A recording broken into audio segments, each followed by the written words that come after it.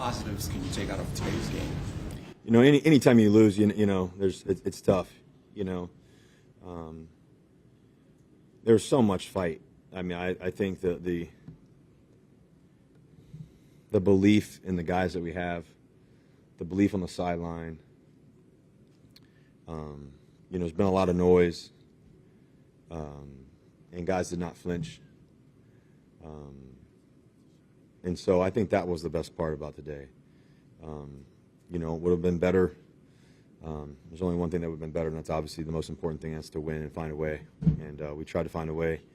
We kept responding. We kept answering. I thought Malik played an incredible game. I mean, this guy is special.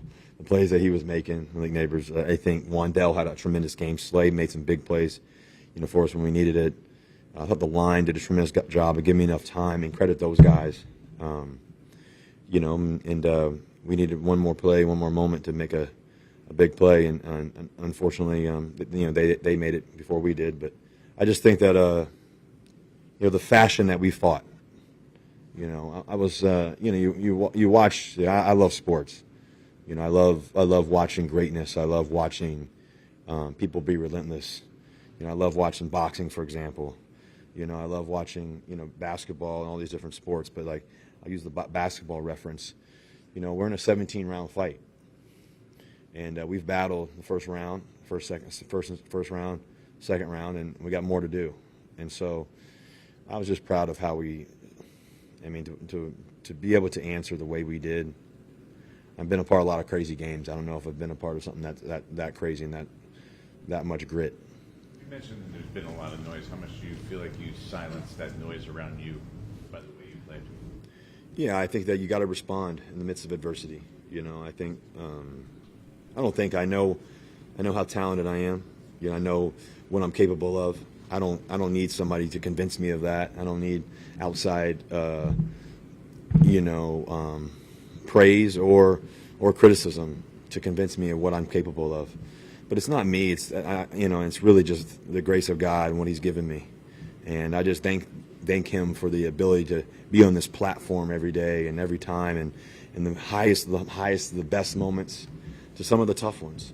And I think that one of my favorite scriptures is James 1:2. Consider it pure joy when you go through trials and tribulations, and sometimes you go through some stuff, and it's just pruning you to be even better, even tougher, and to have that mental toughness, to be able to be neutral in the midst of the praise and the criticism and all the other stuff that comes around with it. And so much is given, much is required. And so we got to just keep answering the bell. I'm grateful that I have the teammates that we have, the guys that we have, this organization, the fight, the love for one another. And so this game meant a lot to me because it was time to answer the call. You know what I mean? It was like, nah. You know what I mean? And so I think that for me was important to do that, not for anybody else, just for myself. The noise to be away, right? Say again? It's nice for, I assume, to not have the noise around you, right? If I think that somebody once told me the greater you're great, the more they're going to hate. The greater you're great, the more they're going to hate. And that's something I never forget. My dad was on his deathbed. I was playing college football. I had a pastor in North Carolina at NC State tell me that one day. And I was going through a lot of tough stuff, my dad on his deathbed. And I was playing well, and I was going this and that, and everything was going at some of the highest moments, but also some of the toughest moments personally. I'll never forget he told me that. The greater you're great, the more they're going to hate. And so for me, I embrace the noise. I don't run from it. And we got to keep answering the call. Like today we didn't do enough to win. And that's all that matters, is us as a team, us finding a way to win that game. We believe in the guys in this room, the defense battling, the offense battling, special teams. We laid it all on the line, and you can't ask for any more effort and love and passion and energy and work than we just gave. So we have to respond back. What were your emotions when you hit that moon ball to Malik at the end of regulation? Ask the question again. Sorry. Your emotions when you hit that moon ball to Malik with 25 seconds left. Yeah, when we that play by Malik was unbelievable. The line did a tremendous job giving him time. But what were my emotions, man? I was just thanking God once again for the moment.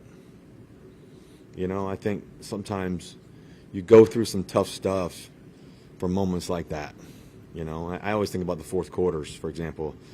You know, and you know, it's you get into these fourth quarter situations and moments like that, and you know, you want to be great, you got to be answer. You know, you got to be able to find ways to win. You got to be able to find ways to make a big play in moments like that. And so, I think that my emotions were more so just gratitude for what God's given me, gratitude for the moment of what He's blessed me with, and you know, gratitude that He made that play. You know, it was pretty sweet by Him. In the overtime, Russ, did you think the game was over?